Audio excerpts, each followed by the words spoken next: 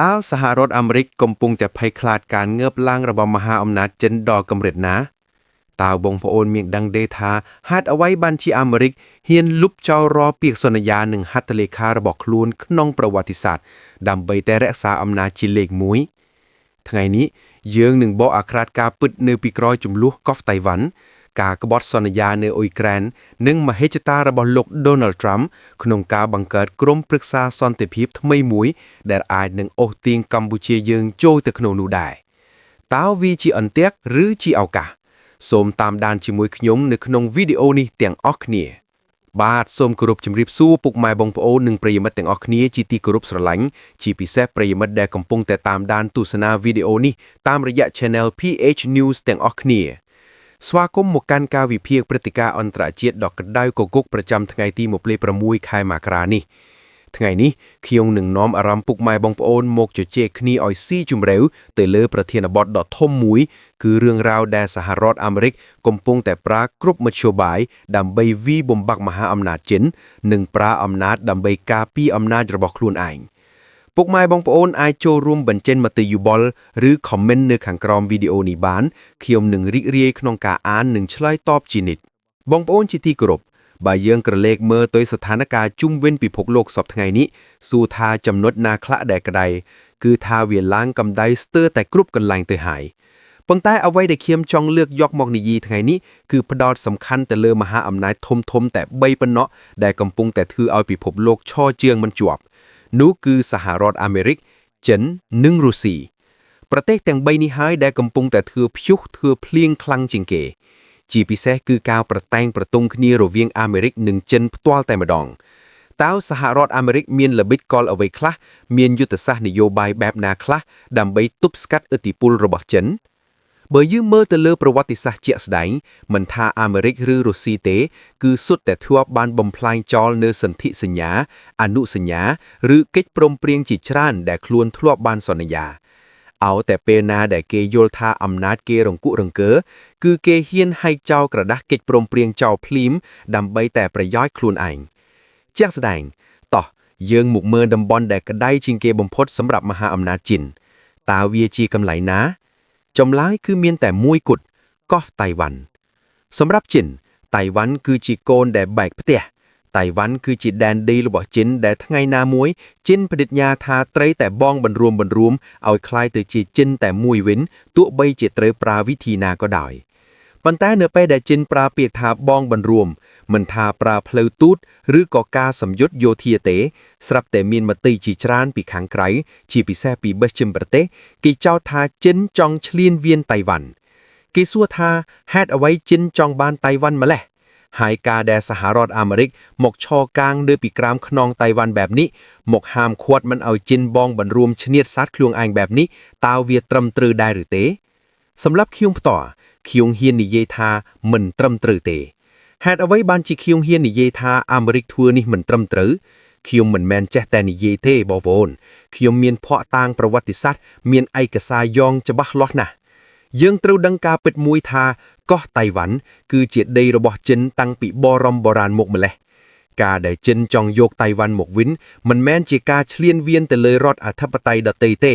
តែវាជាការយកដីរបស់ខ្លួនដែលបាត់បង់ឬតំបន់ដែលព្យាយាមបំបែកខ្លួនមកគ្រប់គ្រងវិញរឿងដែលគួរឲ្យអស់សំណើចនិងហួសចិត្តបំផុតនោះគឺសហរដ្ឋអាមេរិកខ្លួនឯងនឹងហើយដែលជាតួអង្គសំខាន់បំផុតក្នុងការចុះហត្ថលេខាទទួលស្គាល់ថាតៃវ៉ាន់គឺជារបស់ចិនកាលពីអតីតកាលបងប្អូនធ្លាប់ឮសេចក្តីប្រកាស Potsdam ទេសេចក្តីប្រកាស Potsdam នេះគឺជាឯកសារប្រវត្តិសាស្ត្រដ៏សំខាន់ដែលមានហត្ថលេខីរបស់មហាអំណាចធំ3នៅសម័យនោះគឺចិនអង់គ្លេសនិងសហរដ្ឋអាមេរិកនៅក្នុងនោះគេបានសរសេរយ៉ាងច្បាស់លេខអង្គអក្សរថាកោះតៃវ៉ាន់គឺជាកោះរបស់ចិនគឺជាដីពេញច្បាប់របស់ចិនសូម្បីតែសហភាពសូវៀតនៅពេលនោះក៏បានទទួលស្គាល់រឿងនេះដែរចុះហេតុអ្វីបានជាមានសេចក្តីប្រកាស Potsdam នេះកើតឡើងរឿងនេះយើងត្រូវរំលឹកទៅដល់សម័យសង្គ្រាមលោកលើកទី2បន្តិចកាលនោះប្រទេសជប៉ុនដែលជាមហាអំណាចយោធាដ៏កាយសាហាវបានចាប់ផ្ដើមឈ្លានវានចិនតាំងពីឆ្នាំ1995ម្លេះហើយជប៉ុនបានដណ្ដើមយកកោះតៃវ៉ាន់ទៅគ្រប់គ្រង លុងដល់ឆ្នាំ1937ជប៉ុនបានប្រកាសឈ្លានវានចិនទាំងមូលតែម្ដងទង្វើឈ្លានវានរបស់ជប៉ុននេះហើយដែលធ្វើឲ្យពិភពលោករួមទាំងអាមេរិកនិងអង់គ្លេសមិនអាចនៅស្ងៀមបានទេពួកគេក៏បានបង្កើតសេចក្តីថ្លែងការណ៍ Potsdam នេះឡើងដើម្បីបង្ខំឲ្យជប៉ុនបញ្ឈប់ការឈ្លានវាននិងត្រូវប្រគល់ដីដែលខ្លួនបានលួចទៅឲ្យម្ចាស់ដើមវិញប៉ុន្តែដោយសារតែជប៉ុនរឹងទទឹងមិនព្រមស្ដាប់តាមការទាមទាររបស់អាមេរិកនិងសមានភាពទើបបានជាប្រធានាធិបតីអាមេរិកនៅពេលនោះសម្រេចចិត្តធ្វើរឿងដ៏រន្ធត់មួយនោះគឺការដំលាក់គ្រាប់បែកប៉ារ៉ាម៉ានូគ្រាប់បែកចំនួន2គ្រាប់មួយគ្រាប់នៅទីក្រុង Hiroshima និងមួយគ្រាប់ទៀតនៅ Nagasaki បងប្អូនអើយគ្រាន់តែដំលាក់ភ្លាមមនុស្សស្លាប់ដោយសត្វល្អិតនៅ Hiroshima ស្លាប់ភ្លាមជាង80,000នាក់របួសជាង35,000នាក់ហើយនៅចុងឆ្នាំ1945មនុស្សជាង60,000នាក់ទៀតបានស្លាប់ដោយសារជាតិវិទ្យុរ៉ាំងស៊ីសមាសសោកនាដកម្មនេះហើយដែលធ្វើឲ្យជប៉ុនលុតជង្គង់ចុះចាញ់សង្គ្រាមលោកលើកទី2ដោយគ្មានលក្ខខណ្ឌហើយក្នុងកិច្ចព្រមព្រៀងចុះចាញ់នោះមានចំណុចសំខាន់មួយដែលជប៉ុនត្រូវតែធ្វើគឺត្រូវប្រគល់កោះតៃវ៉ាន់និងដែនដីទាំងអស់ដែលខ្លួនឈ្លានវានទៅឲ្យប្រទេសចិនវិញជាដាច់ខាតដូច្នេះបងប្អូនឃើញទេអាមេរិកខ្លួនឯងជាអ្នកវាយជប៉ុនដើម្បីយកតៃវ៉ាន់មកឲ្យចិនអាមេរិកខ្លួនឯងជាអ្នកចុះហត្ថលេខាថាតៃវ៉ាន់ជារបស់ចិនចុះហេតុអ្វីបានជានៅពេលនេះអាមេរិកបែរជាមកឈរនៅពីមុខតៃវ៉ាន់ហើយរារាំងមិនឲ្យចិនបង្រួបបង្រួមទៅវិញនេះហើយដែលគេហៅថានយោបាយភូមិសាស្ត្រនៅពេលដែលស្ថានភាពពិភពលោកប្រែប្រួលនៅពេលដែលចិនចាប់ផ្ដើមខ្លាំងអាមេរិកក៏ចាប់ផ្ដើមភ្លេចឬហែកចោលសេចក្តីប្រកាស Potsdam ដែលខ្លួនធ្លាប់បានធ្វើប្រធានាធិបតីអាមេរិកចំនួនក្រោយៗបានចាប់ផ្ដើមប្រើប្រាស់កោះតៃវ៉ាន់ធ្វើជាកូនអុកគេទុកតៃវ៉ាន់ជាឆ្អឹងទទឹងកដើម្បីទប់ស្កាត់ការរីកចម្រើនរបស់ចិនមិនឲ្យចិនក្លាយជាមហាអំណាចសមុទ្របានតាំងពីឆ្នាំ1945រហូតដល់បច្ចុប្បន្នទាំងអង្គការសហប្រជាជាតិទាំងច្បាប់អន្តរជាតិសុទ្ធតែទទួលស្គាល់គោលការណ៍ចិនតែមួយគ្មានហេតុផលណាមួយដែលតៃវ៉ាន់អាចប្រកាសឯករាជ្យបានទេបើតាមផ្លូវច្បាប់ហេតុនេះហើយបានជាចិនតែងតែខឹងសម្បាយ៉ាងខ្លាំងតែងតែថ្កោលទោសចំពោះប្រទេសណាដែលលូកដៃរឿងតៃវ៉ាន់ព្រោះចិនចាត់ទុកថាវាជាការលូកដៃចូលកិច្ចការផ្ទៃក្នុងរបស់គេឥឡូវនេះយើងក្រឡេកទៅមើលមហាអំណាចមួយទៀតគឺរុស្ស៊ីតើរុស្ស៊ីមានវាសនាដូចចិនទេឬក៏រុស្ស៊ីជាអ្នកបំផ្លាញច្បាប់តាមពិតទៅមិនមែនមានតែអាមេរិកទេដែលចែកក្បត់សន្យាសូម្បីតែរុស្ស៊ីក៏ធ្លាប់ជាប់ឈ្មោះជាអ្នកបំផ្លាញកិច្ចព្រមព្រៀងដែរជាក់ស្ដែងគឺរឿងអ៊ុយក្រែននេះឯងបងប្អូនប្រហែលជាចាំបាននៅឆ្នាំ1994ក្រោយសហភាពសូវៀតដួលរលំមានកិច្ចព្រមព្រៀងមួយហៅថាអនុស្សាវរីយ៍ទីក្រុងប៊ុយដាប៉េស្តពេលនោះអ៊ុយក្រែនយល់ព្រមប្រគល់អាវុធនុយក្លេអ៊ែរទាំងអស់ដែលខ្លួនមានទៅឲ្យរុស្ស៊ីវិញជាថ្នូរមកវិញរុស្ស៊ីអង់គ្លេសនិងសហរដ្ឋអាមេរិកបានសន្យាថានឹងធានាសុវត្ថិភាពធានាអធិបតេយ្យភាពនិងបូរណភាពទឹកដីឲ្យអ៊ុយក្រែនមានន័យថាអ្នកធំទាំង3នេះសន្យាថាមិនឲ្យនរណាមកប៉ះពាល់អ៊ុយក្រែនទេប៉ុន្តែតើនរណាជាអ្នកបំផ្លាញកិច្ចព្រមព្រៀងនេះមុនគេក្នុងផ្នែកអន្តរជាតិគេមើលឃើញថាគឺរុស្ស៊ីនឹងឯងរុស្ស៊ីបានបើកការឈ្លានពានចូលអ៊ុយក្រែនដែលធ្វើឲ្យកិច្ចព្រមព្រៀងនោះคล้ายជាក្រដាស់អត់ន័យប៉ុន្តែបើយើងមើលឲ្យជ្រៅទៅទៀតហេតុអ្វីបានជារុស្ស៊ីធ្វើបែបនេះក៏ដោយសារតែការលេងល្បិចភូមិសាស្ត្រនយោបាយរបស់សហរដ្ឋអាមេរិកដែរអាមេរិកនិង NATO បានព្យាយាមពង្រីកឥទ្ធិពលទៅកៀកព្រំដែនរុស្ស៊ីបង្កើតការគំរាមកំហែងដល់សន្តិសុខរុស្ស៊ីទើបធ្វើឲ្យខ្លាឃ្មុំទឹកកកមួយនេះអត់ទ្រាំលែងបានហើយផ្ទុះសង្គ្រាមឡើងសរុបមកគឺសុទ្ធតែជាការលេងល្បិចរបស់មហាអំណាចដើម្បីរក្សាឧត្តមភាពរបស់ខ្លួនដោយមិនខ្វល់ពីការឈឺចាប់របស់ប្រទេសតូចតាចឡើយតោះឥឡូវយើងត្រឡប់មកមើលសហរដ្ឋអាមេរិកវិញម្ដង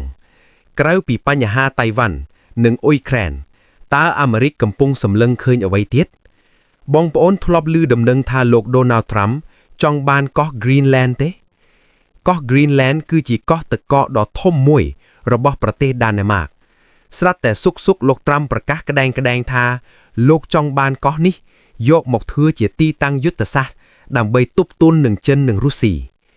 អាមេរិកចង់ទិញកោះនេះចុះបើដាណឺម៉ាកមិនលុកតើអាមេរិកនឹងធ្វើអ្វីប្រសិនបើអាមេរិកហ៊ានប្រាយកម្លាំងយោធាទៅដណ្ដើមយកកោះ Greenland មែននោះវានឹងក្លាយទៅជាការឈ្លានពានពេញទំហឹងវាមិនដូចចិនយកតៃវ៉ាន់ទេព្រោះតៃវ៉ាន់ជាដីចិនតែ Greenland មិនមែនជាដីអាមេរិកទេប៉ុន្តែខ្ញុំជឿថាអាមេរិកប្រហែលជាមិនល្ងងដល់ថ្នាក់ប្រើកម្លាំងបាយត្រង់ទេគេអាចនឹងប្រើល្បិចកិច្ចព្រមព្រៀង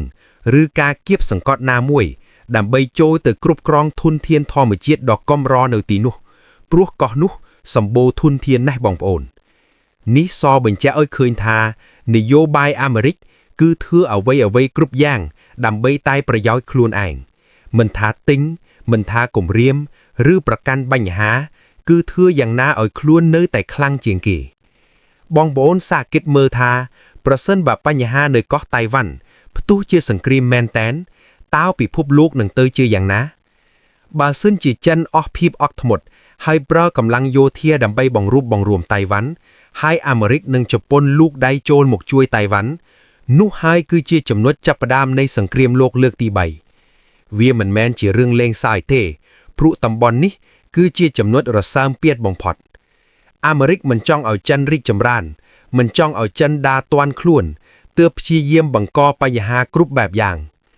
ចំណុចចុងក្រោយនិងសំខាន់បំផុតសម្រាប់យើងជាខ្មែរថ្មីនេះយើងឃើញថាលោក Donald Trump បានបង្កើតនៅអ្វីដែលហៅថាក្រុមប្រឹក្សាសន្តិភាពឬ Peace Council មានប្រទេសជាង20ហើយដែលបានចូលរួមហើយលោក Trump គ្រោងនឹងអញ្ជើញរហូតដល់60ប្រទេសតើក្រុមប្រឹក្សានេះបង្កើតឡើងដើម្បីអ្វីបងប្អូនកុំច្រឡំថាវាដូចអង្គការសហប្រជាជាតិឬ UN ណានៅ UN មានប្រទេសមហាអំណាច5មានសិទ្ធិវេតូប៉ុន្តែនៅក្នុងក្រុមប្រឹក្សាសន្តិភាពរបស់លោកត្រាំនេះគឺមានតែសហរដ្ឋអាមេរិកតែមួយគត់ដែលជាមេធំគឺអាមេរិកជាក្បាលម៉ាស៊ីនគ្មាននរណាអាចជំទាស់ឬវេតូដាក់អាមេរិកបានទេអញ្ចឹងតើអាមេរិកបង្កើតវាឡើងដើម្បីអ្វីចម្លើយគឺច្បាស់ណាស់ដើម្បីប្រមូលបាក់ពួកអាមេរិកចំទាញប្រទេសនានាឲ្យមកនៅក្រោមឥទ្ធិពលរបស់ខ្លួនដើម្បីងាយស្រួលបញ្ជានិងដើម្បីវាយបំបាក់សមត្ថភាពរបស់ចិននេះគឺជាការបង្កើតប្លុកថ្មីដើម្បីប្រឆាំងនឹងចិនសុទ្ធសាធសម្រាប់កម្ពុជាយើងការចូលរួមនេះអាចជារឿងល្អមួយយ៉ាងដែលយើងមានមុខមានមាត់ប៉ុន្តែសំណួរសួរថាតើក្រុមប្រឹក្សានេះអាចជួយដោះស្រាយបញ្ហាព្រំដែនរបស់យើងជាមួយថៃបានទេតើច្បាប់របស់ក្រុមប្រឹក្សានេះនឹងគោរពទៅតាមច្បាប់អន្តរជាតិនិងឋានទីអន្តរជាតិដែលកម្ពុជាកំពុងកាន់កាប់ឬក៏គេនឹងសម្រេចតាមតែចិត្តមេធំអាមេរិកនេះគឺជាចំណុចដែលយើងត្រូវប្រយ័ត្ននិងតាមដានទាំងអស់គ្នាព្រោះកាលណាយើងចូលទៅក្នុងទ្រុងរបស់គេហើយតើគេនឹងឲ្យតម្លៃលើឯកសារគតិយុត្តិនិងសន្ធិសញ្ញាអន្តរជាតិដែលមានស្រាប់ឬគេនឹងបង្កើតច្បាប់ថ្មី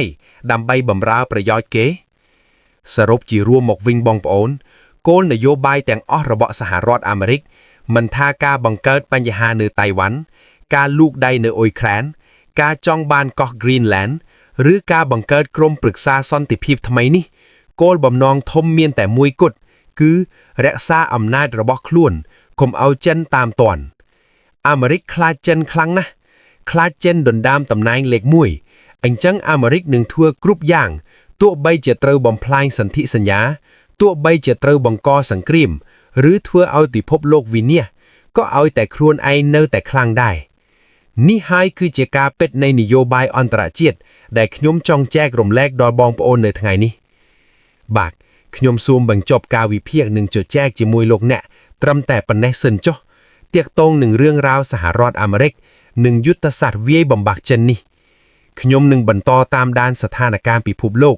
និងនាំយកព័ត៌មានថ្មីៗមកជម្រាបជូនបងប្អូននៅពេលក្រោយទៀតប្រសិនបើបងប្អូនយល់ថាវីដេអូនេះមានអត្ថប្រយោជន៍និងបានដឹងពីការពិតសូមកុំភ្លេចជួយចុច Share ឬចែករំលែកវីដេអូនេះទៅកាន់បងប្អូនមិត្តភ័ក្តិរបស់យើងឲ្យបានច្រើនដើម្បីឲ្យពិភពលោកបានឃើញពីអ្វីដែលកំពុងកើតឡើងហើយកុំភ្លេចចុច Subscribe និងដាស់រូបកណ្ដឹងដើម្បីកុំឲ្យខកខានការវិភាគល្អៗនិងព័ត៌មានទាន់ហេតុការណ៍នៅថ្ងៃស្អែកបន្តទៀត សូមអរគុណដល់ពុកម៉ែបងប្អូនដែលបានចំណាយពេលវេលាដ៏មានតម្លៃតាមដានទស្សនាតាំងពីដើមរហូតដល់ចប់សម្រាប់ថ្ងៃនេះខ្ញុំបាទសូមអរគុណសូមគោរពលា